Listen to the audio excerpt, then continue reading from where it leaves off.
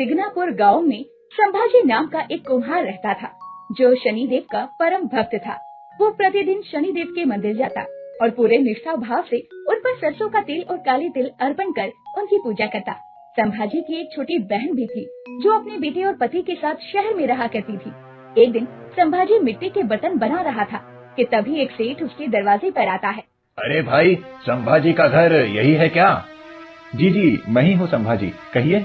वो मैं शहर से आया हूँ, मेरे घर में शादी है, इसीलिए मुझे कुछ मिट्टी के बर्तन खरीदने हैं। इसके बाद संभाजी उसे अपने बनाए हुए मिट्टी के बर्तन दिखाने लग जाता है।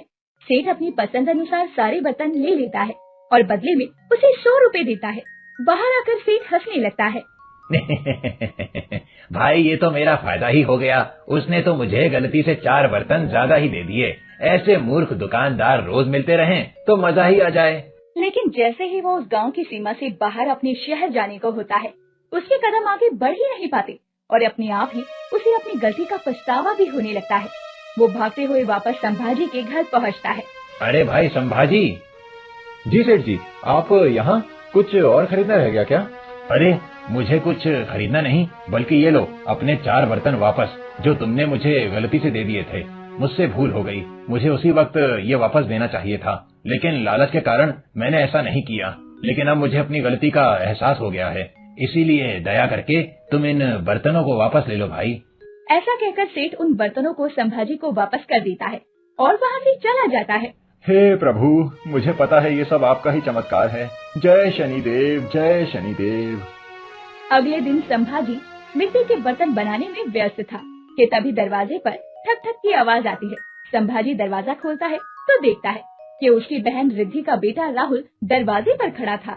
राहुल, अरे बाप रे, कितने दिनों के बाद आज मामा के घर आया है। अंदर आ। वो मेरी परीक्षा खत्म हो गई तो माँ ने कहा कि आपके यहाँ घूम आऊं, इसीलिए चला आया। बहुत अच्छा किया भांजे, इस खाली घर में मेरा मन भी नहीं लगता, इसीलिए इन मिट्टी के बर्तनों को बनाकर अपने दिन काट लेता हूँ। मामा जी, कितनी बार तो आपको कहा है कि आप हमारे साथ शहर चलिए, लेकिन आप हैं कि सुनते ही नहीं। अरे बेटा, मेरी जिंदगी गुजर गई इस गांव में, अपने शनिदेव को छोड़कर कहाँ जाऊंगा। मामा जी, पूरे महाराष्ट्र में क्या एक यही शनिदेव का मंदिर है? हमारे घर के पास भी शनिदेव के कई सारे मंदिर हैं, आप वहाँ आकर पूजा कर लीजिएगा। नहीं नहीं, ऐसा नहीं कहते राहुल, तुम अभी सिंगणापुर के इस शनिदेव के मंदिर के बारे में कुछ नहीं जानते, इसीलिए ऐसा कह रहे हो। मतलब मैं कुछ समझा नहीं। ये सब समझने के लिए तुम्हें पहले मेरे साथ शनिदेव के इस चमत्कारी मंदिर में जाना होगा। इसके बाद संभाजी अपने भांजे को साथ लिए भगवान शनिदेव के मंदिर जाता है। दोनों मामा भांजे मिलकर शनिदेव को काली तिल और तेल चढ़ाते हैं। इसके बाद संभाजी राहुल से कहता है, राहुल, इस मंदिर की ये सबसे बड़ी खासियत है कि अगर इस मंदिर में मामा भांजे एक साथ मिलकर पूजा अर्चना करें तो अत्यंत फलदायी होता है। अच्छा, अगर ऐसा है तो मैं आपके कहने से आज शनिदेव से मांगता हूँ कि जिस नौकरी के लिए मैं परीक्षा देकर आया हूँ वो मुझे मिल जाए। मैं भी मेरे आराध्य शनिदेव से ये प्रार्थना करता हूँ कि वो तुम्हारी ये इच्छा अवश्य पूरी करें। तभी राहुल थोड़ा चिंतित दिखाई देता है, जिसे देखकर संभाजी उससे पूछता है, अब क्या बात है राहुल, कुछ चिंता में दिख रहे हो? वो मैं सोच रहा था कि बाकी सभी मंदिरों में भगवान मंदिर के अंदर रहते हैं, लेकिन यहाँ तो इसी खुली जगह में सिर्फ ये एक बड़ा सा पत्थर है जिसकी सभी पूजा करते हैं। ये सुनकर संभाजी हंसने लग जाता है। तभी तो मैंने कहा था कि अभी तुम शनिदेव के इस चमत्कारिक मंदिर के बारे में नहीं जानते हो। अगर जानोगे तो तुम भी यहीं के होके रह जाओगे। मैं समझा नहीं मामा जी। चलो, मैं तुम्हें सिंगड़ापुर के इस चमत्कारिक मंदिर की कहानी बताता हूँ। इसके बाद दोनों एक पेड़ के नीचे जाकर बैठ जाते हैं और संभाजी उसे सिंगनापुर की कहानी बताने लग जाता है। कई साल पहले हमारे गांव सिंगड़ापुर में एक बहुत भयानक बाढ़ आई थी। बाढ़ का पानी उतरने के बाद एक आदमी अपने घर को जा रहा था कि तभी उसकी नजर एक अजीबोगरीब पत्थर पर पड़ती है, जो कि एक पेड़ पर जाकर फंसा हुआ था। उस पत्थर से एक अजीब तरह की अलौकिक शक्ति का आभास हो रहा था। अरे, ये कैसा पत्थर है? ये तो कोई दिव्य पत्थर जैसा दिख रहा है। उसके मन में लालच आ जाता है और वो किसी तरह से उस पत्थर को पेड़ से उतार लेता है और नीचे रख देता है। ये पत्थर तो काफी बड़ा है, इतना बड़ा पत्थर घर कैसे ले जा पाऊंगा? एक काम करता हूँ, इसके 2 टुकड़े कर देता हूँ। हाँ, यही सही रहेगा। इसके बाद वो आदमी उस पत्थर के टुकड़े करने के लिए उस पर हथौड़ा दे मारता है, लेकिन हथौड़ा पड़ते ही उस पत्थर में से खून निकलने लग जाता है। अरे बाप रे, इसमें से तो खून निकल रहा है। वो डरकर वहाँ से भाग जाता है। उसी रात गांव के एक व्यक्ति के सपने में शनिदेव आते हैं और उस चमत्कारी पत्थर के बारे में बताते हुए कहते हैं, वो रहस्यमय पत्थर मेरा स्वरूप है। तुम लोग उसे अपने गांव में स्थापित करो और सरसों के तेल से मेरा अभिषेक करो, मेरी पूजा करो, तुम सभी का भला हो। अगली सुबह वो व्यक्ति अपने सपने की बात गांव वालों को बताता है।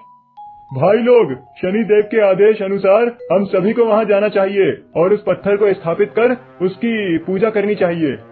हाँ हाँ भाई, तुम ठीक कहते हो, हम सभी को वहाँ चलकर देखना चाहिए। इसके बाद वो लोग उस रहस्यमय पत्थर को लाने के लिए चल पड़ते हैं।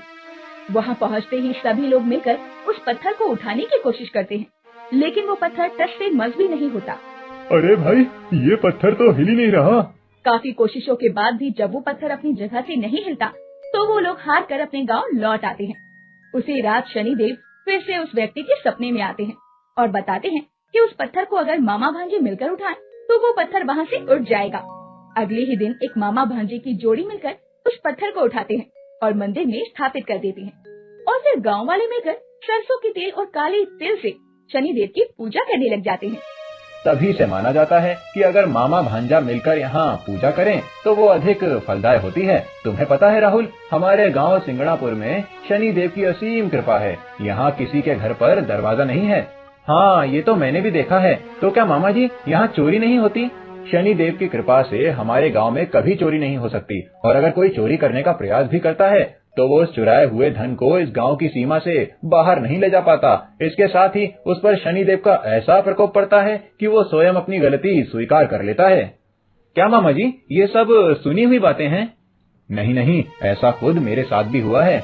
मामा जी, ये सब सुनकर तो मेरे रोंगटे खड़े हो गए। सच कहते हैं आप, शनिदेव की लीला परंपार है। जय शनिदेव, जय शनिदेव। संभाजी उसे शनिदेव की महिमा बता ही रहा होता है कि तभी राहुल का फोन बजता है। हेलो जी, मैं राहुल बोल रहा हूँ। क्या सच में जी? जी जरूर, मैं अगले हफ्ते से ही ज्वाइन कर लेता हूँ। क्या हुआ राहुल? जी मामा जी, मेरी नौकरी लग गई। अभी वहीं से कॉल आया था। आपने सच कहा था, ये वाकई में चमत्कारी मंदिर है। आज शनिदेव की कृपा से मेरी मेहनत सफल हुई है। इसके बाद दोनों शनिदेव का आभार प्रकट करते हुए उनकी जय जयकार करने लग जाते हैं। जय शनिदेव।